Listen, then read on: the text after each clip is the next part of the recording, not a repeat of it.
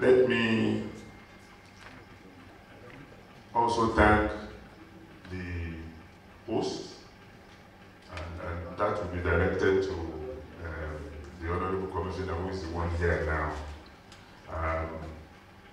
From the little that I know about the operations of the Guild, they've had a very good relationship with the state government, and for good reasons too. Lagos is the home of the Nigerian media. You can say that media or journalism started in Abeokuta in 1859. It is just about 2 hours from Lagos. But after that initial effort, the thrust of journalistic work took place in Lagos. Indeed, the first newspaper in Nigeria, or as some research says, in West Africa, started in Lagos. The first daily newspaper, the Lagos Daily News. So it is not wrong, it is not accidental that we are here in the city of Lagos. And when we look at the journey of journalism over the years, we can say that from the initial missionary thrust of inculcating in the people of Abeokuta called the Egbas, a hunger for the written word and sharing general intelligence about things happening around them. Nigerian journalism has grown as a tool to oil social conversation, agitate for social and political causes, rouse people to action, service business and political interests, as well as earn legitimate income. From the rudimentary era of stone setting to the mechanical composing machine, the rotary press, linotype, and what we know today as the digital model, our print journalism has traveled a long road. Corresponding progress has also been made in the electronic media. Digitization of the media speaks to the new playground for an old business. Journalism is still about storytelling, about fact-checking.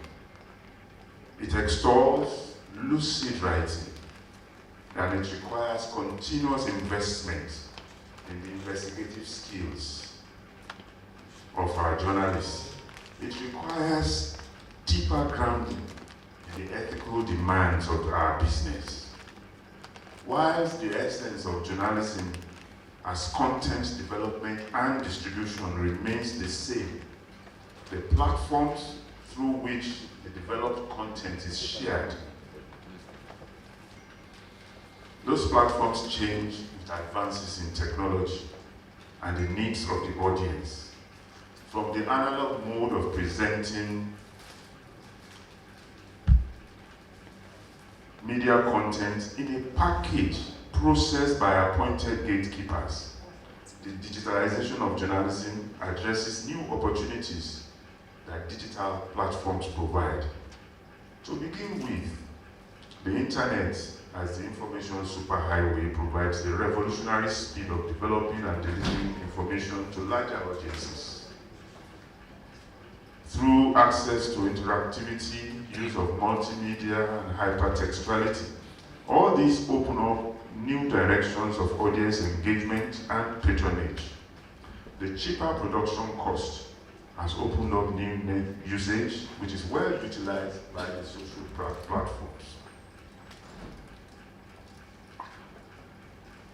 All these developments raise legitimate questions.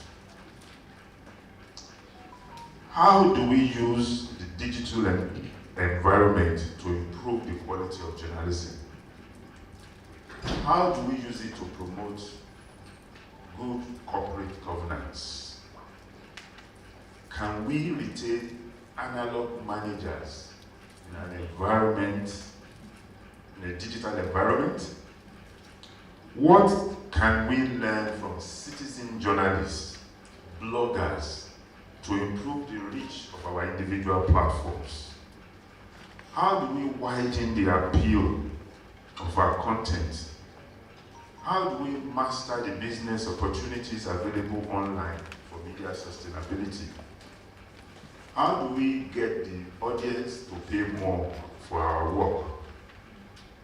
How do we restructure our editorial operations to cope adequately with the challenges of digital publishing?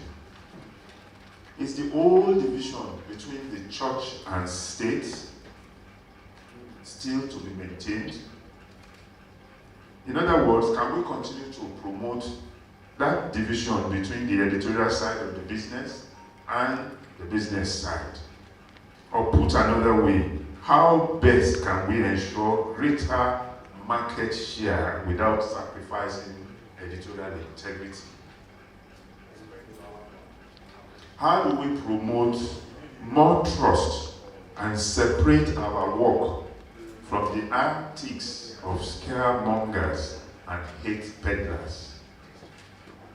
How do we train the next generation of leaders to blend technical competence with needed market sensitivity whilst appreciating the need to always put the people first?